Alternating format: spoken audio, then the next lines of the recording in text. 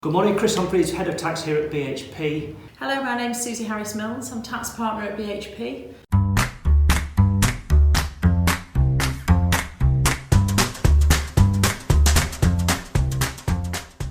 I worked out in a spare moment that I've been commentating on budgets for over 20 years, and that this year, 2020, is probably the year that I'm most excited about.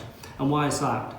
Well, it's the first budget after the Brexit deal, with an expectation that the purse strings will be released and we'll have large infrastructure projects, expectation of increasing public spending, certainly in relation to education and healthcare. And yet it's the political framework of that really interests me, given that this is a budget where the Chancellor actually resigned 27 days before it and was a Chancellor that never actually got to deliver a budget, leaving the new Chancellor, Rishi Sunak, to deliver a budget that we anticipate has been written actually not by Boris Johnson or by himself, but by Dominic Cummings. So given that introduction, what do I expect to see in this budget?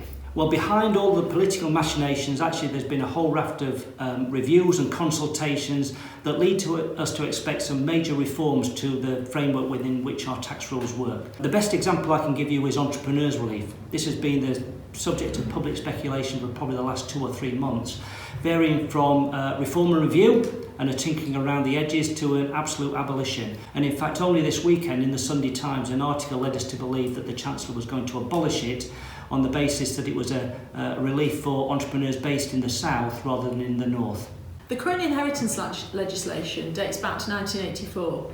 Over the past couple of years, there have been various reviews of inheritance tax and what to do with it, because it's perceived as quite an unfair tax for certain individuals. It's quite a complex tax, but it does have its merits. Last year, the Office of Tax Simplification recommended various changes, but more recently, the All-Party Parliamentary Group seemed to recommend a complete rewrite of this legislation. This involved far-ranging changes, including a reduction in the rate and, more importantly for business owners, a removal of business property relief, which gives relief from inheritance tax. I really hope that in the budget on the 11th of March, these reviews are actually referred to and we actually know what the government feel about this relief as to whether it's going to be changed in its entirety or just tinkered around the edge. I think if it's changed in its entirety, I really hope that we enter a period of consultation, followed by a rewrite that will probably take a number of years. Further on entrepreneurs relief, our view is that actually it will be tinkered around the edges. The current limit is £10 million, it's a lifetime limit, it seems really generous, so we expect that to be reduced maybe down to about £2 million or £3 million.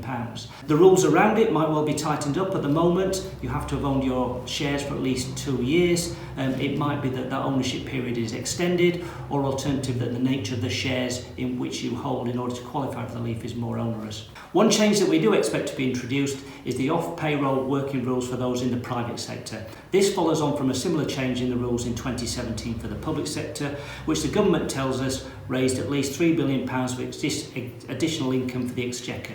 What does it mean? Well, it's back to the old IR35. Are you inside or outside IR35?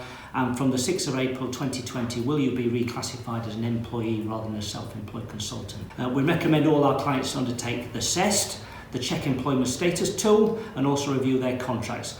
But what we do know is that these changes are going to come into effect from the 6th of April. We've seen a raft of changes to do with capital gains tax, to do with residential properties, and this April's no different. It's just been announced that extra statutory concession D49 is to be withdrawn.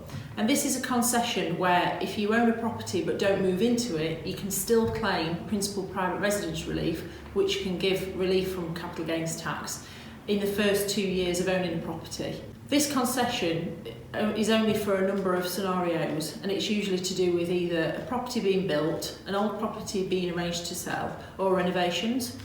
This will see quite a few more people paying capital gains tax as a result of this withdrawal. In addition, from the 6th of April 2020, lettings relief will change. This relief gave an extra extension to principal private residence relief. Principal private residence relief also can cover the last 18 months of ownership, even if you're not living there. This is dropping to 9 months from the 6th of April 2020. In addition, there was an extra relief called lettings relief on top of principal private residence relief if you let your property. This is only going to be available going forward for shared occupancy. So again, the capital gains tax take is going to increase. There have also been rumours of a mansion tax on properties worth more than £500,000. In addition, stamp duty land tax is set to reduce for properties worth less than £500,000.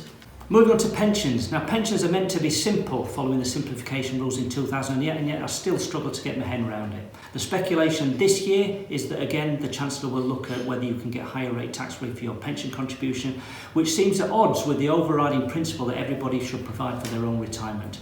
Only time will tell whether that change will come in. The government have committed to increasing the threshold that NIC is payable on, National Insurance Contributions. It's set to go up to 9,500 and eventually up to 12,500.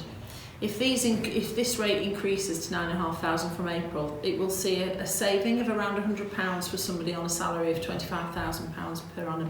What we can't predict about this budget is the potential impact of coronavirus. Feedback from our client base and discussions in meetings is that at the moment businesses seem to be doing okay, but that's on the basis that lead times and supply chains seem to have given them a safety net. Whether that will change or whether the government needs to take action to reflect the fact that what quite quickly is becoming a pandemic, it will be interesting to see. In terms of getting your head around all of this, we will of course be producing our own budget booklet, which will be available on the morning of March the 12th. Also, if you've got the time, come and join us at our budget seminar on March the 11th at the OEC in Sheffield.